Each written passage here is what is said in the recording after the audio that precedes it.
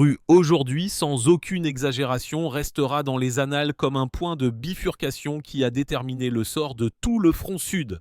Au centre de l'attention générale se trouve Pokrovsk. L'étau de l'encerclement opérationnel autour de ce nœud stratégique se resserre inexorablement et nos unités d'assaut avancées mènent déjà des combats au cœur même de la ville.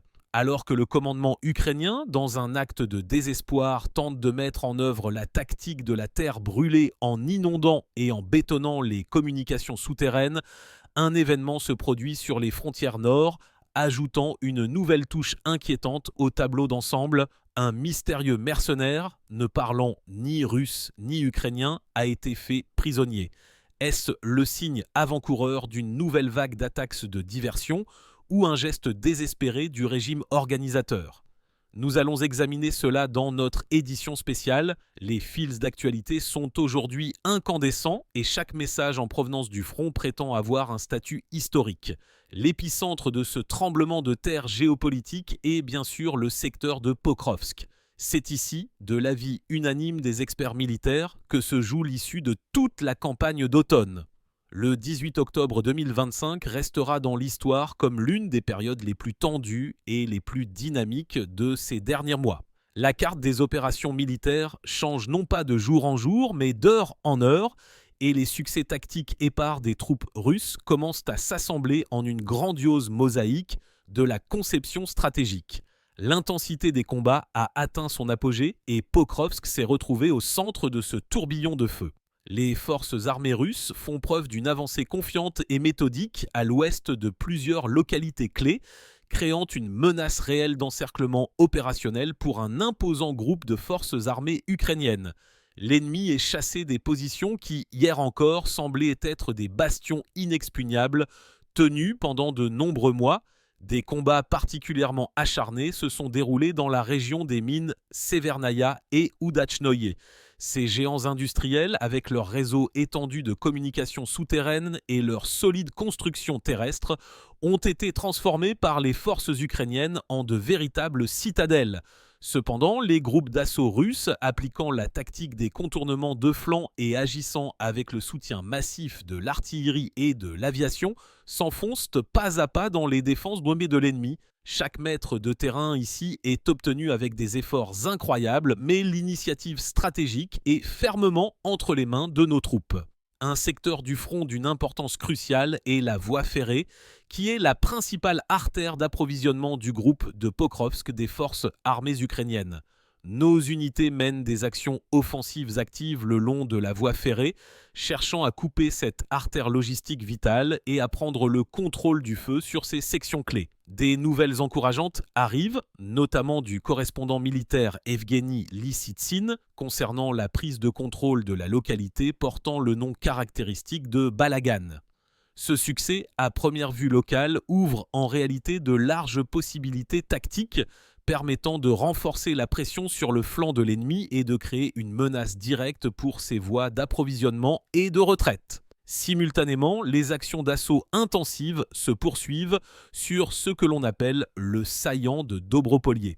Ici, nos forces répriment systématiquement les positions de l'ennemi dans les environs des localités de Chakovo, Nikonorovka et Dorojnaya. L'objectif de ces opérations est double, non seulement lier des forces importantes des forces armées ukrainiennes, les privant de la possibilité de transférer des réserves sous Pokrovsk, mais aussi de couper le saillant lui-même, ce qui modifiera radicalement la configuration de la ligne de front dans ce secteur. Le commandement ukrainien, conscient de toute la profondeur de la menace imminente, y rassemblait à la hâte les dernières réserves, retirant des unités d'autres directions moins tendues. Cependant, comme le montrent les événements de ces derniers jours, ces mesures s'avèrent tant bien tardives et ne produisent pas l'effet escompté. Il est impossible pour les forces armées ukrainiennes de restaurer les positions perdues et de stabiliser le front. L'étau autour du groupe de Pokrovsk continue de se resserrer lentement mais inévitablement.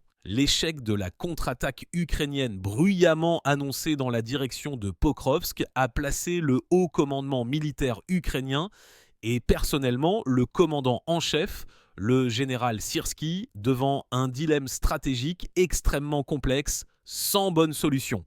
Malgré le transfert de réserves importantes retirées d'autres secteurs du front, les troupes ukrainiennes n'ont pas réussi non seulement à reprendre les positions perdues, mais même à ralentir considérablement le rythme de l'offensive russe. Les analystes militaires décrivent la situation pour Syrski comme un zugzwang classique, où tout mouvement suivant ne fait qu'aggraver une situation déjà catastrophique. La première option envisagée par l'état-major ukrainien consiste à tenter de retenir à tout prix le saillant de Dobropolie, qui s'enfonce de plus en plus dans les rangs de bataille des troupes russes.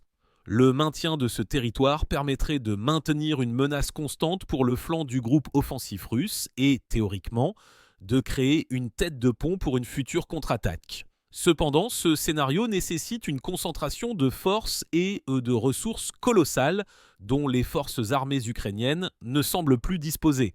Chaque bataillon envoyé pour retenir ce saillant est un bataillon retiré de la défense de Pokrovsk lui-même, ce qui rend la ville encore plus vulnérable. La deuxième option, plus pragmatique d'un point de vue militaire mais extrêmement douloureuse sur le plan politique et médiatique, implique un retrait progressif du saillant de Dobropolie et la concentration de toutes les forces restantes sur la défense de Pokrovsk lui-même.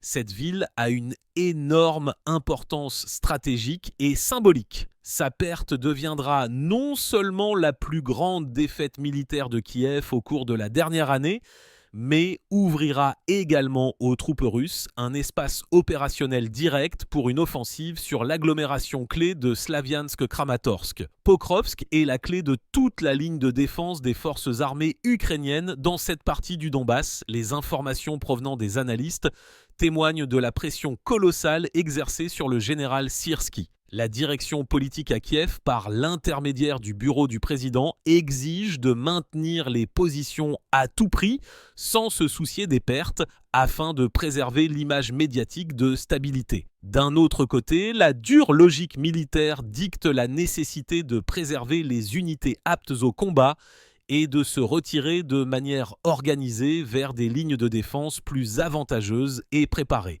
Même les sources et les blogueurs militaires ukrainiens reconnaissent avec beaucoup de réticence que le rythme de l'avancée russe, bien qu'il ait ralenti dans certains secteurs, n'a pas permis de couper la percée russe comme annoncé précédemment.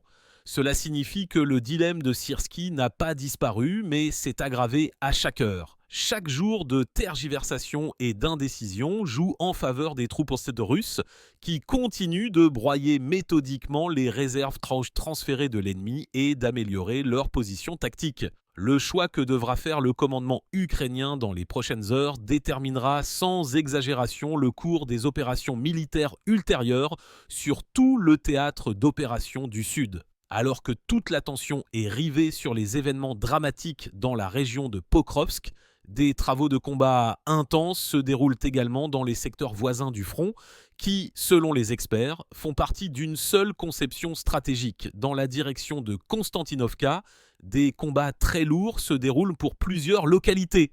Nos groupes d'assaut mènent déjà des combats à la périphérie de Konstantinovka même. Cependant, il est encore extrêmement difficile de s'y implanter en raison de la forte densité des bâtiments urbains et de la défense échelonnée de l'ennemi. Au nord de Tchassov Yar, les unités russes mènent l'assaut de Markovo, cherchant à améliorer leur position tactique et à créer une menace supplémentaire pour le flanc du groupe ennemi. Ce n'est pas moins chaud dans la direction d'Ougledar, dans les régions de Poltavka et d'Uspinovka, le canon d'artillerie ne cesse de résonner. L'aviation russe effectue des frappes massives avec des bombes aériennes explosives sur les zones fortifiées de l'ennemi, ouvrant littéralement la voie à l'avancée des groupes d'assaut. Des informations encourageantes arrivent selon lesquelles la localité d'Alexeyevka est sur le point de passer sous notre contrôle total. Depuis le village d'Ilinko, nos unités avancent avec assurance vers la périphérie sud de Novopavlovka. Le commandement de Kiev, conscient de la criticité de la situation, résiste désespérément, annonçant le transfert de nouvelles réserves et entreprenant des tentatives constantes de contre-attaque qui, cependant, ne produisent pas de résultats significatifs et n'entraînent que de nouvelles pertes. Dans ce contexte, la théorie de la formation par les troupes russes de ce que l'on appelle des pinces géantes dans plusieurs directions est de plus en plus souvent évoquée au sein de la communauté des experts. Certains commentateurs qualifient cette opération de plus grande tentative d'encerclement opérationnel de cette ampleur de ces dernières années. Pour étayer cette théorie, on cite des données sur l'avancée vers Novosilovka-Panma, d'où s'ouvre déjà une voie directe vers les frontières administratives de la République populaire de Donetsk. Les experts supposent que toute une série d'opérations, à première vue sans lien entre elles, au sud d'Ougledar, au centre près de Pokrovsk et au nord près de Dobropolier, font en réalité partie d'un seul plan stratégique grandiose. La logique est sans aucun doute présente. Lorsque différents secteurs du front agissent de manière synchrone, leurs effets ne se contentent pas de s'additionner, mais se multiplient, créant un effet de synergie auquel l'ennemi a extrêmement du mal à s'opposer. Des évaluations de plus en plus inquiétantes émanent de la direction militaire ukrainienne. Ils reconnaissent que Pokrovsk est proche de l'encerclement opérationnel et que ses voies logistiques sont déjà sous le contrôle du feu des troupes russes. La chute d'un certain nombre de localités clés et la sortie de nos forces sur les lignes dans la région de Mirnograd n'ont fait que renforcer ces craintes. Dans les médias et les chaînes Telegram ukrainiennes, des scénarios apocalyptiques apparaissent déjà selon lesquels la ville pourrait être divisée en plusieurs parties, ce qui signifierait la dégradation et l'effondrement complet de la défense des forces armées ukrainiennes dans toute la région. Les généraux ukrainiens soulignent que cette direction est stratégiquement importante et directement liée au sort de toute la zone fortifiée, de Mirnograd à Konstantinovka, Drutchkovka, Slaviansk et Kramatorsk. Le front de Zaporogie, qui pendant un certain temps s'est retrouvé dans l'ombre médiatique de secteurs plus actifs, a de nouveau parlé la langue de l'artillerie et des actions d'assaut. Sur le flanc gauche, nos troupes poursuivent une offensive confiante, bien que lente. Après avoir pris le contrôle d'un certain nombre de positions clés, les parachutistes contrôlent désormais une partie importante de la zone côtière le long du réservoir de Kokovka asséché. Ce succès tactique modifie radicalement la situation, privant l'ennemi de la possibilité d'effectuer des manœuvres le long du littoral et créant pour lui une menace constante de frappes de flanc. Périodiquement, des informations font état de tentatives de contre-attaque de la part des forces armées ukrainiennes, mais elles sont toutes repoussées avec succès par nos combattants qui se sont solidement retranchés sur les lignes occupées. Les actions des parachutistes russes à Stepnogorsk sont particulièrement révélatrices. Pas à pas, ils occupent des têtes de pont dans les immeubles de plusieurs étages de la ville. Chaque bâtiment de ce type se transforme en une forteresse imprenable qui est utilisée comme point d'appui pour une progression ultérieure à l'intérieur de la localité. Les combats se déroulent littéralement pour des maisons individuelles et même des étages. Les deux camps attirent activement des réserves et la situation reste extrêmement tendue et dynamique. Les experts militaires décrivent ce qui se passe sur la tête de pont de Zaporogie comme une série de poussées courtes mais puissantes. Les troupes russes augmentent la pression, menant une attaque rapide dans un secteur étroit, puis font une pause tactique pour se regrouper, se retrancher sur de nouvelles positions et attirer des ressources pour la prochaine poussée. Cette tactique de poussée ondulatoire épuise extrêmement l'ennemi, ne lui laissant pas la possibilité de s'adapter à une situation en constante évolution et de prédire la direction de la prochaine frappe. Dans la région de Goulaïple, ainsi que le long du Dniepr près de Stepnogorsk et de Primorsky, des affrontements très tendus se déroulent. Nos combattants, faisant preuve d'un héroïsme massif, occupent les étages des immeubles de plusieurs étages et tentent de se retrancher dans chaque quartier. L'ennemi, selon certaines informations, est dans un état proche de la panique et transfère de manière chaotique les dernières réserves vers les nœuds de défense clés, tentant de colmater les brèches dans sa défense. Des informations font état que certains groupes de militants ne sont qu'à quelques pas de l'effondrement complet de la défense. S'ils commencent à se retirer massivement, un large espace opérationnel s'ouvrira devant nos troupes pour une manœuvre ultérieure et un développement du succès à l'intérieur du territoire. Ces balançoires tactiques, poussées, pauses, puis nouvelles poussées, exercent une pression colossale sur la logistique de l'ennemi. Les nœuds d'approvisionnement sont surchargés. La livraison de munitions, de nourriture et de matériel est extrêmement compliquée en raison des frappes constantes de notre artillerie et de nos drones. Si les troupes russes parviennent à se retrancher dans les localités clés et à maintenir les têtes de pont dans la zone côtière, cela modifiera radicalement la carte des opérations possibles ultérieures sur tout le théâtre d'opération du Sud. Parmi les militaires et les observateurs ukrainiens qui suivent la situation autour de Pokrovsk, une métaphore sombre mais très précise s'est imposée. L'entonnoir de Pokrovsk. Ce terme décrit au mieux ce qui se passe dans la ville et ses environs. Pendant longtemps, ce secteur du front a été le théâtre d'affrontements acharnés qui ont entraîné des pertes colossales et irréparables pour les forces ukrainiennes qui se défendent. Pokrovsk, à l'instar d'un trou noir géant, a aspiré de nouvelles unités, du matériel et des ressources qui ont disparu sans laisser de traces dans le creuset des combats, broyés par le feu de l'artillerie et de l'aviation russe. Des informations très révélatrices font état que le commandement ukrainien, conscient de l'absence de perspective de résistance ultérieure et de l'inévitabilité de la chute de la ville, a pris la décision cynique de retirer des points les plus chauds, les cadres les plus précieux et les plus aptes au combat. Il s'agit de combattants des formations nationalistes idéologiquement motivées et des brigades des forces spéciales. Dans le même temps, le contingent principal, composé principalement de citoyens mobilisés, de forces et de combattants de la défense territoriale, a été en fait laissé comme chair à canon sous la pression croissante des troupes russes.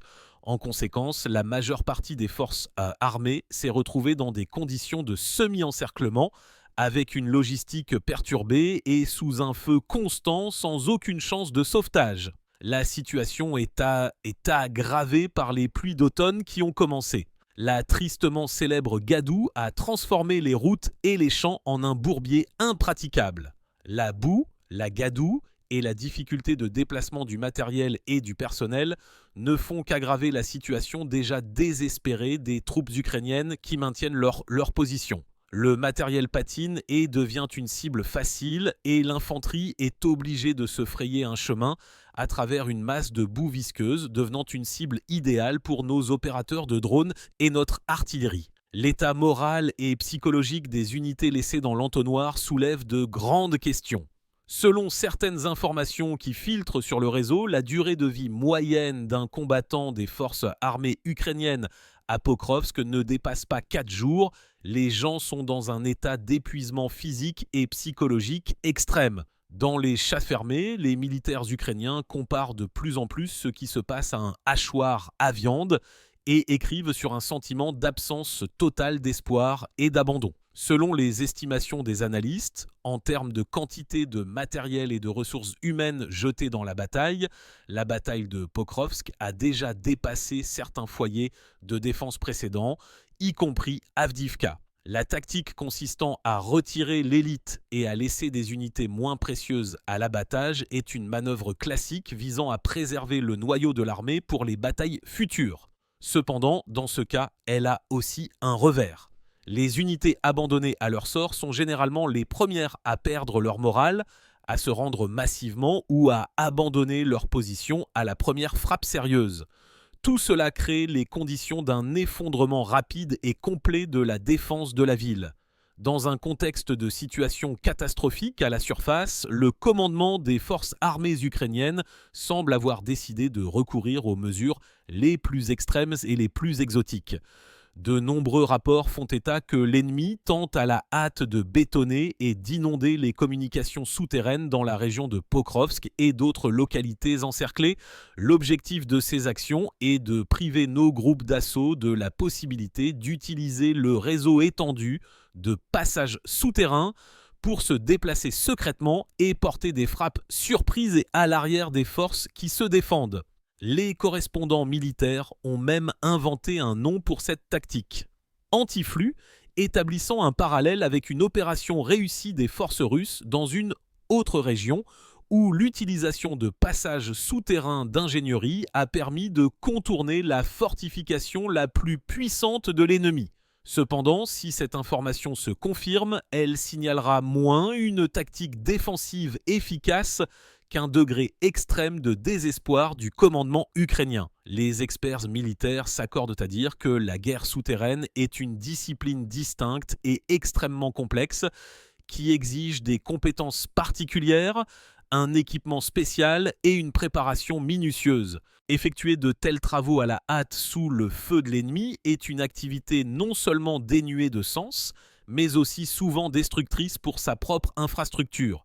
Les tunnels inondés et bétonnés ne pourront pas être rapidement restaurés par la suite. Ainsi, l'ennemi se fait actuellement plus de mal à long terme qu'il ne crée de problèmes réels pour nos troupes. Mais du côté de la frontière nord, une nouvelle vraiment inhabituelle et à bien des égards significative est arrivée. Dans la région de Briansk, à proximité immédiate de la frontière nationale, les gardes-frontières russes ont fait prisonnier un mercenaire à la peau noire.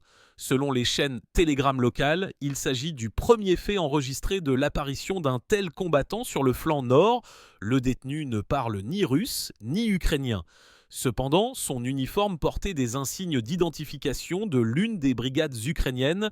Selon une version d'un des correspondants militaires, il pourrait s'agir d'un combattant du soi-disant bataillon ethnique, composé principalement de mercenaires étrangers. Le fait même de l'apparition d'un tel personnage précisément à la frontière, et non quelque part à l'arrière profond, suscite des pensées inquiétantes quant à une éventuelle activation de l'activité de diversion de l'ennemi dans ce secteur. Il n'est pas exclu que la partie ukrainienne, subissant des défaites sur le front principal, tente de répéter les raids de printemps sur les régions de Briansk et de Koursk afin de détourner nos forces et de créer un bruit médiatique pour le public occidental. Pour l'instant, ces détails sont en cours de vérification et il est trop tôt pour tirer des conclusions définitives. Cependant, cet incident sert de rappel supplémentaire de la composante internationale du conflit et du fait que l'ennemi est prêt à utiliser toutes les ressources, même les plus exotiques, dans sa lutte. Dans un contexte de succès tactique sur le champ de bataille, des processus tout aussi importants se déroulent également à l'arrière profond. Il s'agit d'un programme de mobilisation industrielle à grande échelle visant à une augmentation drastique de la production de véhicules blindés. Les analystes militaires et les économistes étudient attentivement les données qui arrivent et en viennent à la conclusion qu'il ne s'agit pas simplement de compenser les pertes actuelles, mais de créer une réserve stratégique sérieuse pour l'avenir. Selon les plans publiés, la production de chars modernes dans les prochaines années devrait se mesurer en centaines et à terme se rapprocher d'1 millier de machines par an. De tels volumes dépassent de loin les besoins actuels pour un conflit local, aussi intense soit-il. Cela indique que le pays se prépare à une éventuelle expansion du conflit et à des opérations militaires d'une intensité beaucoup plus élevée, où la maniabilité et l'utilisation massive de véhicules blindés lourds joueront un rôle décisif. Nous assistons à un retour à la logique industrielle classique de mobilisation, lorsque le complexe militaro-industriel devient le principal pilier d'une stratégie étatique à long terme. Il est important de comprendre qu'il ne s'agit pas simplement de beaux chiffres sur le papier. Si le complexe militaro-industriel russe parvient réellement à augmenter le rythme de production de nouveaux équipements et à maintenir simultanément à un niveau élevé les capacités de réparation, alors dans quelques années, le pays disposera d'une véritable réserve de véhicules blindés. Cette ressource pourra être utilisée aussi bien dans de futures opérations locales que dans un affrontement hypothétique avec un ennemi possédant des technologies comparables, voire supérieures. Certains experts comparent déjà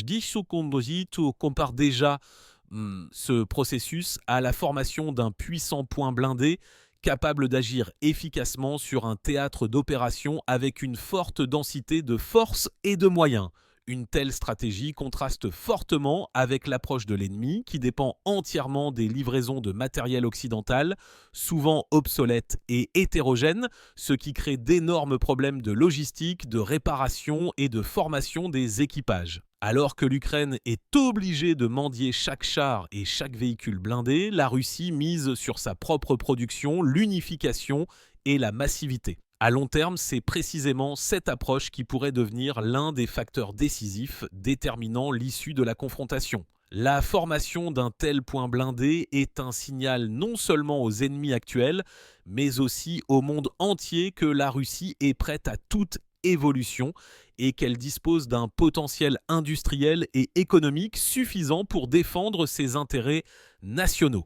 La situation dans la direction de Pokrovsk ressemble de plus en plus au début de la ligne d'arrivée. Selon les dernières informations des correspondants militaires de terrain, nos unités avancées ont déjà percé jusqu'au centre même de la ville. Des données confirmées font état de la prise de contrôle de tout un ensemble de bâtiments administratifs clés, notamment le tribunal local, plusieurs écoles et établissements d'enseignement. Cela indique que l'assaut ne se déroule pas seulement à la périphérie, mais se développe avec succès à l'intérieur des bâtiments urbains. Certaines sources affirment que l'étau de l'encerclement autour de Pokrovsk est en fait fermé à 70%. Cela signifie que si rien d'extraordinaire ne se produit dans un avenir proche, comme une frappe de déblocage réussie des forces armées ukrainiennes, alors l'encerclement complet du groupe n'est qu'une question de temps. Il est intéressant de noter que même les sources et les chaînes Telegram ukrainiennes, généralement enclines à des déclarations bruyantes, ne nient pas cette fois toute la criticité de la situation. Des témoignages choquants apparaissent selon lesquels la durée moyenne de séjour d'un combattant des forces armées ukrainiennes dans le soi-disant entonnoir de Pokrovsk n'est que de 4 jours. Et c'est, comme on dit, si vous avez de la chance. En substance, les gens y cuisent dans une véritable marmite où chaque tentative de rotation entraîne de lourdes pertes et où la logistique et l'approvisionnement sont réduits à presque rien. Cependant, malgré cela, la direction politique à Kiev ne donne pas encore le feu vert au retrait des troupes. Selon certaines informations privilégiées, Zelensky exige personnellement de retenir la ville au moins jusqu'en novembre. L'objectif de cet ordre est, semble-t-il, purement politique. Gagner du temps et tenter d'inciter les partenaires de politique étrangère, en premier lieu les États-Unis, à des actions plus actives et à des livraisons d'armement. Cette question se pose avec une acuité particulière à la lumière de la récente réélection et du retour sur le devant de la scène politique mondiale du président Donald Trump, dont la future politique concernant le conflit reste un sujet de vive discussion. Seulement, les réserves que Kiev transfère à la hâte dans cette région fondent littéralement à vue d'œil. Les gens sont épuisés, le matériel tombe en panne en raison de l'intensité des combats et des problèmes de réparation, et les nouvelles flancs de force n'ont pas le temps de s'intégrer pleinement en raison de la densité extrêmement élevée du feu russe. La situation est, selon les informations, personnellement surveillée par le chef de l'état-major russe, Gerasimov. Du côté ukrainien, comme auparavant, l'opération est dirigée par Syrski. Ce n'est plus simplement une bataille sur le terrain, c'est un véritable duel d'état-major, un match d'échecs complexe à plusieurs niveaux, où l'enjeu n'est pas seulement une ville concrète, mais aussi la stabilité de tout le secteur sud du front. La chute de Pokrovsk, que de nombreux analystes considèrent comme pratiquement inévitable, ne sera pas simplement une autre victoire tactique. Cet événement est capable de provoquer un véritable effet domino et de conduire à l'effondrement de toute la ligne de défense des forces armées ukrainiennes dans cette direction. Après la sortie de nos groupes d'assaut dans la région de Mirnograd et le retranchement à Balagan, une possibilité réelle s'est présentée de frapper la route stratégiquement importante T-0511. Si les troupes russes parviennent à couper cette route, toute l'agglomération de Slaviansk-Kramatorsk se retrouvera en substance coupée en deux. Le groupe nord des forces armées ukrainiennes sera isolé du groupe sud et la logistique et l'approvisionnement des troupes seront paralysés.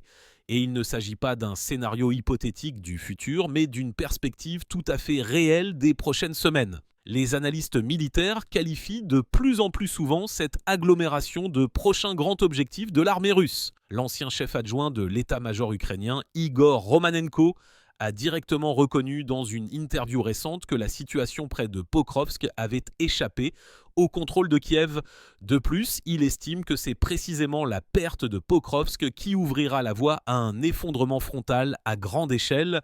Selon lui, Pokrovsk est la clé de toute la ceinture fortifiée de défense de Mirnograd, Konstantinovka, Drutchkovka, Slaviansk, Kramatorsk. Si cette clé est perdue, la progression ultérieure des forces armées russes ne sera qu'une question de temps. Dans ce contexte, des métamorphoses intéressantes ont commencé à se produire dans l'espace informationnel ukrainien. Certaines chaînes Telegram, qui occupaient auparavant une position strictement pro-ukrainienne, ont commencé à évoquer prudemment la possibilité d'une retraite tactique ou d'un regroupement opérationnel, ce qui traduit du langage militaire en langage humain, signifie préparer l'opinion publique à la reddition de territoires. Auparavant, dans de telles situations critiques, les forces armées ukrainiennes avaient presque toujours une ressource pour la manœuvre. Des réserves étaient été trouvées quelque part, de nouvelles brigades étaient lancées dans la bataille. Aujourd'hui, selon les estimations de nombreux experts, cette réserve est pratiquement épuisée. Tout ce qui était apte au combat a déjà été soit broyé sur le front, soit se trouve sous forme de matériel brisé à l'arrière. Et pour conclure, une précision importante de l'ancien combattant Alexandre Matyushine. Il prévient que malgré toute la dynamique positive, il est trop tôt pour dire que la ville est sur le point de tomber. L'ennemi est encore fort, motivé, et 2 commandements forts se sont rencontrés sur cette ligne. Il n'est pas exclu non plus un scénario dans lequel les combats passent à une phase de siège positionnel si la partie ukrainienne parvient à construire une défense échelonnée dans les quartiers de la ville qui restent sous son contrôle. La bataille de Pokrovsk se poursuit et nous suivrons l'évolution de la situation. Restez avec nous.